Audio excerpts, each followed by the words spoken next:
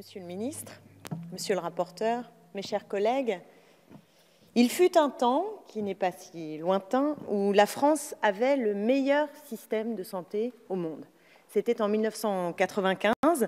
La France était classée première.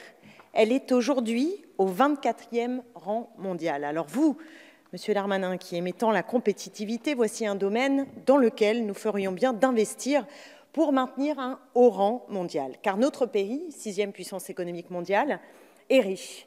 Et donc, nous ne sommes pas condamnés au déremboursement des médicaments, à un hôpital en burn-out, à l'inégalité sociale et territoriale dans l'accès aux soins. Oui, les politiques menées ces dernières années ont eu des conséquences sanitaires néfastes sur la vie quotidienne de millions de Français. Beaucoup d'entre eux se trouvent aujourd'hui désemparés quand leur médecin généraliste est parti en retraite et qu'ils ne trouvent pas un médecin près de chez eux, un médecin traitant, quand ils doivent attendre plusieurs mois pour obtenir un rendez-vous médical chez un spécialiste, quand ils doivent se résigner à payer plus cher un service en clinique privée parce qu'il n'y a pas de place à l'hôpital public, quand ils sont sans solution devant la caisse primaire d'assurance maladie qui est fermée depuis plusieurs jours, voire plusieurs semaines, ou quand ils renoncent à une consultation de prévention, à une paire de lunettes ou à un soin dentaire parce que c'est trop cher. Notre système de santé, on le sait maintenant, il est au bord de l'asphyxie. Et pourtant, vous vous lancez dans une vaste entreprise de déconstruction radicale et méthodique des protections sociales dans notre pays. C'est au fond un cran de plus particulièrement violent dans la destruction de notre système de santé qui est proposé à travers ce budget. Alors que les besoins de la population grandissent en raison de l'allongement de la vie, en raison de la démographie ou encore des progrès de la médecine, vous diminuez les capacités du grand nombre à se soigner. Alors comment vous le faites? D'abord en remettant en cause le principe même de la sécurité sociale, principe de cotisation selon lequel chacun, chacune cotise selon ses moyens et reçoit selon ses besoins. Ce budget poursuit la fiscalisation du financement de la sécurité sociale en supprimant les cotisations chômage et maladie et en augmentant la CSG, on l'a déjà dit, on l'a beaucoup dit et je vous le redis, de 1,7 points, ce qui est une mesure injuste parce qu'elle est fondée sur un impôt qui n'est pas progressif et qui va donc frapper indistinctement tous les citoyens. Mais tous les Français ne gagneront pas au change, c'est moins qu'on puisse dire, malgré vos promesses, puisque les retraités, les fonctionnaires et certains indépendants verront leur pouvoir d'achat diminuer. Le gouvernement s'attaque là au caractère solidaire de notre modèle social et au cœur du programme du Conseil national de la résistance. Ensuite, vous attaquez la sécurité sociale en faisant supporter l'essentiel des coupes budgétaires à l'assurance maladie. L'objectif national de dépenses de l'assurance maladie, l'ONDAM, fixé pour 2018 à 2,3%, soit 4,4 milliards de nouvelles dépenses, mais dans le même temps, la croissance naturelle des dépenses de santé est estimée à 4,3%. Le gouvernement va donc faire, sur les 5,2 milliards d'économies sur les dépenses sociales, vous allez donc faire 4,2 milliards d'économies sur la santé. Jamais un tel objectif n'avait été visé depuis la création du PLFSS en 1997. L'hôpital sera le premier visé, avec 1,2 milliard d'économies prévues en 2018. Les politiques d'austérité se suivent et se ressemblent à l'hôpital depuis 2004. Nous avons eu le plan hôpital 2007, la loi Bachelot, loi HPST, plan hôpital 2012, loi de santé 2016. Bref, au total, une politique d'austérité continue et qui s'amplifie dans les hôpitaux. Or, les hôpitaux devront faire autant, si ce n'est mieux, avec toujours moins. Et je vous invite, si c'est déjà fait, à regarder le documentaire « Burning Out, le cœur de l'hôpital » de Jérôme Lemaire, qui montre cette triste réalité, celle d'un hôpital entreprise, un hôpital qui est déshumanisé, qui induit une véritable souffrance au travail, des interventions qui sont minutées, comme dans les EHPAD ou dans les services de gériatrie, où le personnel se heurte au nombre de patients qui augmente sans cesse. Je pense en particulier au personnel de René Muret à Sevran, avec lesquels j'ai eu le plaisir et à la fois la tristesse de discuter, tant la discussion était difficile dans ce qu'il me rapportait, parce que dans un service de gériatrie, quand le temps est compté, ça veut dire que le rapport humain pour des personnes qui sont des personnes vieillissantes, malades, bien ce rapport humain, il n'est plus possible. On y va, on change, on donne un médicament et on s'en va. Ce n'est pas un rapport humain dans un hôpital. C'est littéralement impossible de faire son travail correctement, et ce qui non seulement est problématique pour les patients, mais est aussi très difficile, est une souffrance pour les personnels de santé qui entendent faire leur travail correctement.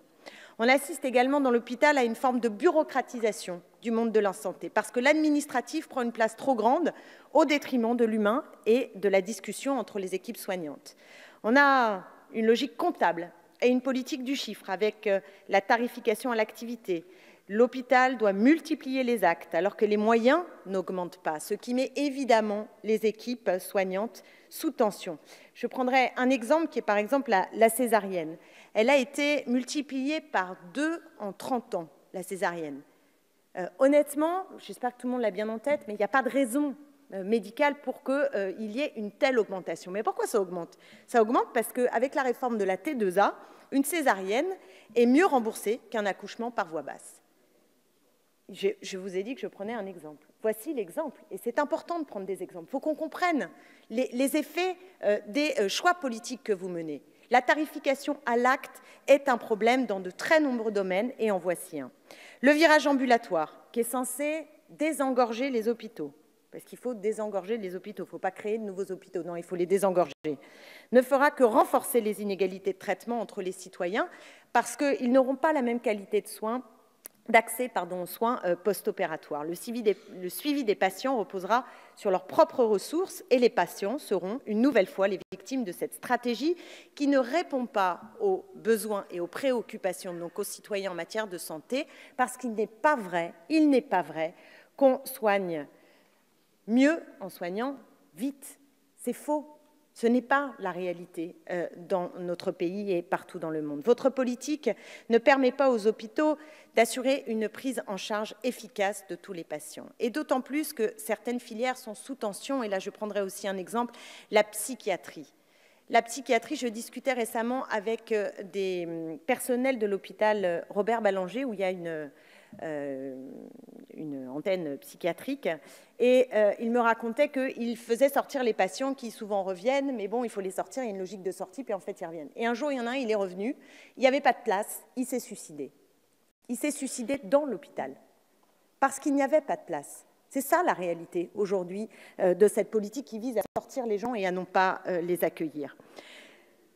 Donc nous estimons tout simplement que pour répondre à ces besoins, il ne faut pas intensifier le travail, il ne faut pas sortir les gens de l'hôpital, il faut soigner correctement, et donc il faut investir de façon humaine, de façon financière dans nos hôpitaux. Et ce n'est certainement pas en augmentant le forfait hospitalier de 2 € qu'on va y arriver. D'abord parce que ça ne rapporte pas tant que ça, puisque le gain estimé est de 83 millions d'euros, et que surtout, évidemment, c'est une mesure qui est injuste socialement. Donc, nous estimons que cette mesure n'a absolument pas sa place pour répondre aux défis aujourd'hui de notre système de santé.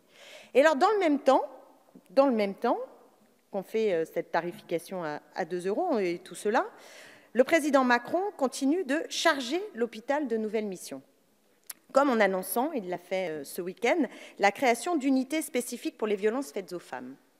Oui, il faudrait des unités spécifiques pour accompagner les femmes qui sont victimes de violences à l'hôpital, c'est clair.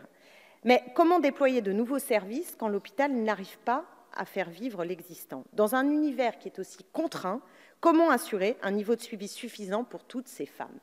Et cette promesse qui nous paraît malheureusement intenable, et je dis franchement malheureusement intenable, vient s'ajouter à celles qui n'ont pas été tenues, comme celle des lunettes et des prothèses dentaires et auditives, 100% remboursées, nous avait promis le candidat Macron, mais dont la mise en place a été repoussée à 2022. Madame la ministre est partie, je le regrette en effet, parce qu'elle n'est pas là pour offrir des montures Chanel à tout le monde. C'est pas ça qu'on lui demande. Le peuple ne demande pas des montures Chanel. Il demande à pouvoir s'acheter une paire de lunettes quand la vue baisse. Ce n'est pas la même chose. Et ce serait bien de l'entendre parce que nous en avons assez des potions libérales, nous en avons assez de cette vision du peuple. Notre régime de santé ne fonctionne pas bien et il a besoin de réponses qui le sortent de cette logique qui est une logique comptable, qui est une logique austère. Je le dis très sincèrement, très sérieusement aussi, il y a de l'argent dans ce pays. Vous le savez, il y a 60 à 80 milliards d'euros qui partent en fumée avec l'évasion fiscale. On peut trouver de l'argent.